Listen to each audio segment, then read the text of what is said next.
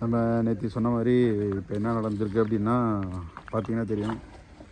Vitamin அடித்தாச்சு. ஃபுல்லாக clean பண்ணிவிட்டு நம்ம என்ன சொன்னோம், ஃபுல்லாக க்ளீன் பண்ணிவிட்டு விட்டமின் அடிக்கணுன்னோம். அதெல்லாம் நடந்துச்சு. அப்புறம் வந்து இந்த பைப்பெலாம் கனெக்ட் பண்ணணுன்னு சொன்னோமா. ஸோ இந்த பைப்பெலாம் கனெக்ட் பண்ணி இது வந்து 2 பைப்பு எத்திஸ்லாத் பைப்பு வெளியில் போகுது. இதில் 2 பைப்பு வந்து எலக்ட்ரிக்கலு.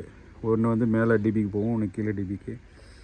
அது வந்து ஒன்று வந்து வெளியில் போகுது, அதுவும் டிபி தான்.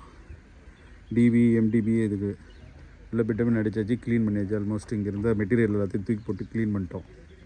பார்த்தா தெரியும். இப்போ இதுக்கப்புறம் ஃபில்லிங் பண்ண வேண்டியதான்.